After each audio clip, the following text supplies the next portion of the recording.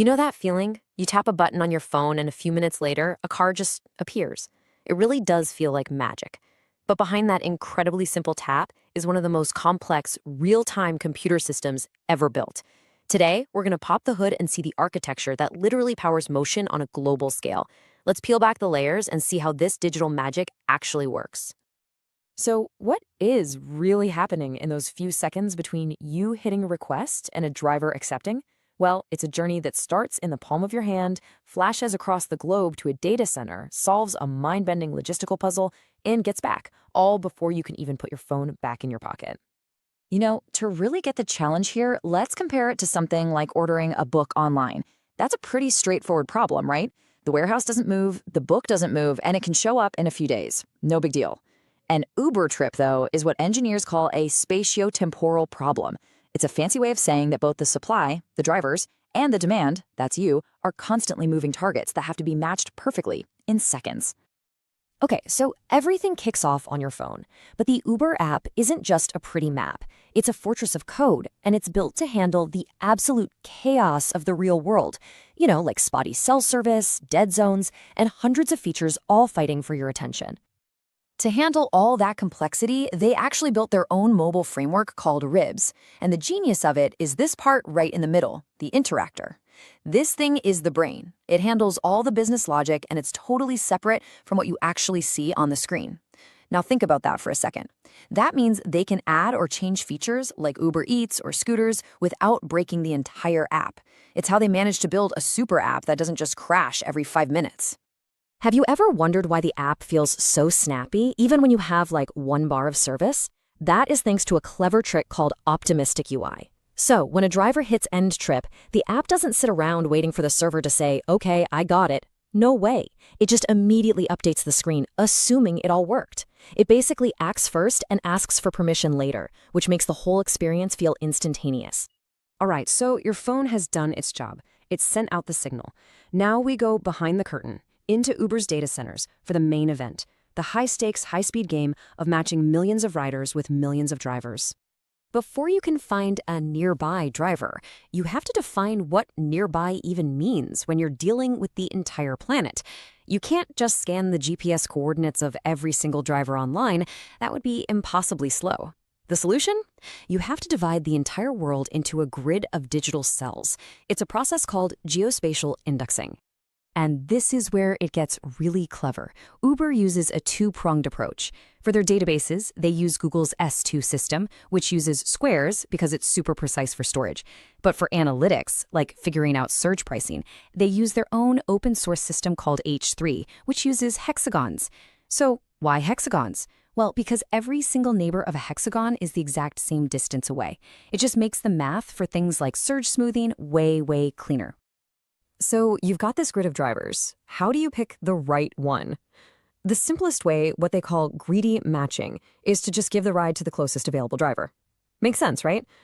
But that leads to this huge problem. A decision that looks great for one person right now can cause a massive ripple effect of delays across the entire city. It's locally optimal, but globally, it's a mess. Just take a look at this example. The simple approach, greedy matching, gives rider 1 the closest car, a 2-minute wait. Awesome for them.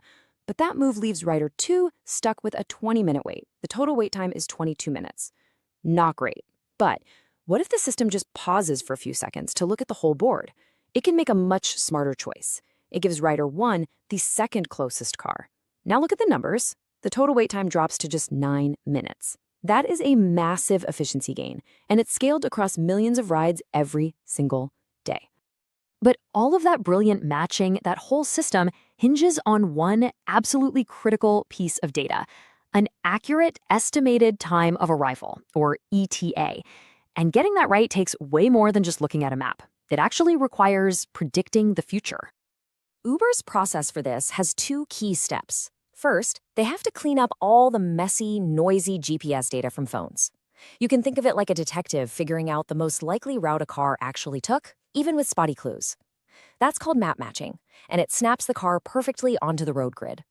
Then they feed that clean path into an AI model they built called Deep ETA. This model adds all the nuance, like the time of day, the weather, traffic, and even the personality of a specific neighborhood, to make an incredibly precise prediction. And here's the kicker. That incredibly complex AI model has to spit out its prediction in under 10 milliseconds. Any slower, and it would be totally useless for the real-time dispatch system. It is an absolutely insane feat of engineering to make AI that fast. Okay, so a match has been made, the ETA is set, the car is on its way. But how does Uber make sure that the entire trip, from start to finish, is tracked perfectly and that every single dollar is accounted for correctly?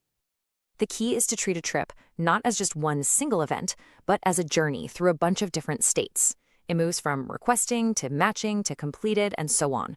By defining each step so rigidly, they make sure that no matter what happens, maybe your phone loses connection or you cancel the ride, the system always knows the exact state of that trip.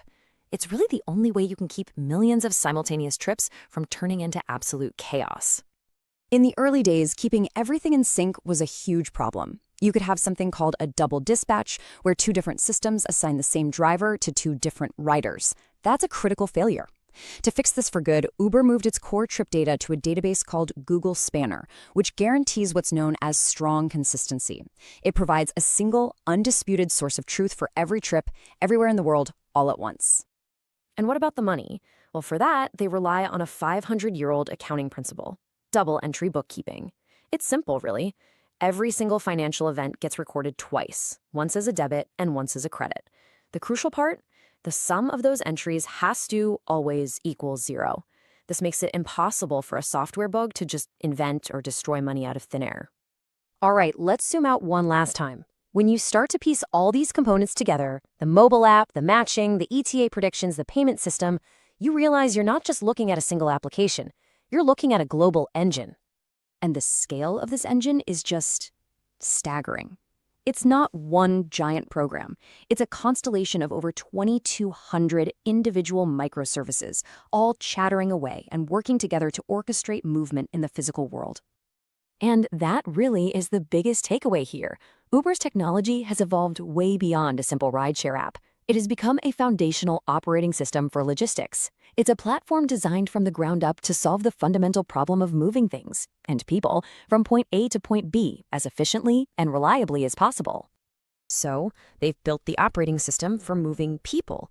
The final question we're left with is what happens when this incredibly powerful planetary scale engine is pointed at moving, well, everything